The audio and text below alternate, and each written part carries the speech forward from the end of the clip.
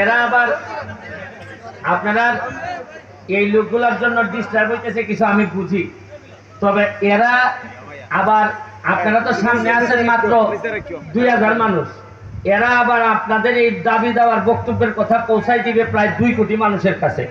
সুতরাং এদেরকে আপাতত কিছু সহ্য করে ফেলেন। আমার মনে হয় এদেরকে বিদায় করে দেওয়া ঠিক হবে না, কারণ দাবি দেওয়া হয়তো জানানো দরকার নাকি না এই মাঠ কাঁপানো দরকার। শুরু করিতেছি মহান সৃষ্টিকর্তার নামে।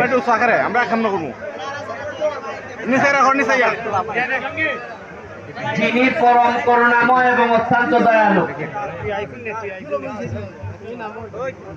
শুনেন, মহান মে দিবসে আন্দোলন করতে গিয়ে শ্রমিকরা জীবন দান করে। না দিয়া যদি হেলিকপ্টারে আসেন তে আপনি যাইতে পারবেন, হেলিকপ্টার আর যাবে না এই এলাকা থেকে।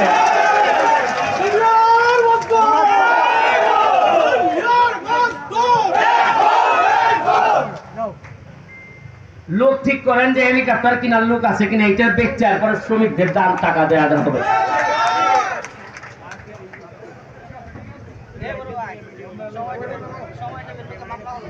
আমি মালিকদের জন্য, মালিকদেরকে বাঁচানোর জন্য মহান জাতীয় সংসদে জানি যে মালিকরা না বাঁচলে শ্রমিকরা বাঁচবে না। মালিকরা 100 টাকা কেজি যদি চা বিক্রি করে আর 100 টাকায় 1 কেজি চাতে যদি 200 টাকা খরচ পড়ে, প্রতি কেজিতে যদি 100 টাকা লস হয়, তাইলে কি এই মালিক টিকবে?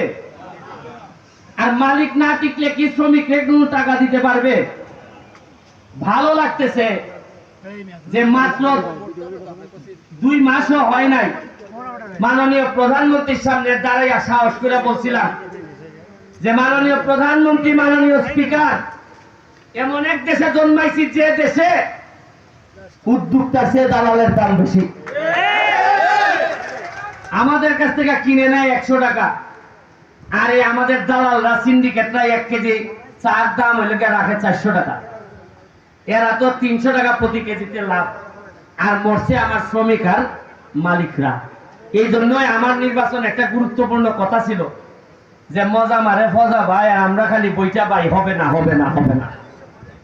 আর এই ফজা ভাইদের বিদায় দিয়ে আসার আমি, আরে আর যাই করি মরার আগে 4 বছর তো আর এমপি আছি, এরপরে বিদায় করে দিয়েন 4 বছরে 40 বছরের ডাক ডাকে আসার আমি কইয়া দিলাম।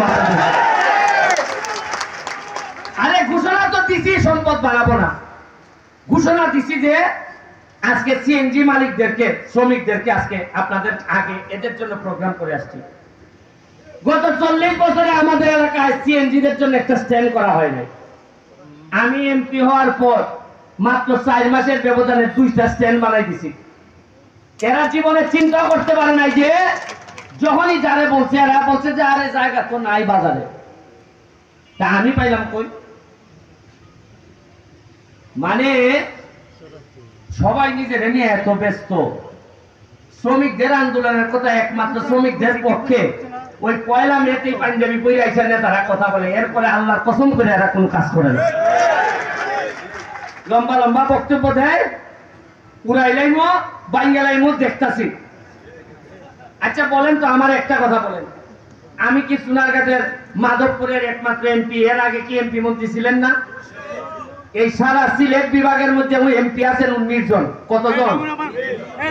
আর চা বাগানের শ্রমিকদের ভোট নেন, চা বাগানের শ্রমিকদের কথা বলেন, নেত্রীর কাছ থেকে সুবিধা নেন, এরকম এমপি আছেন মিনিমাম 10 থেকে 12 জন। কেন?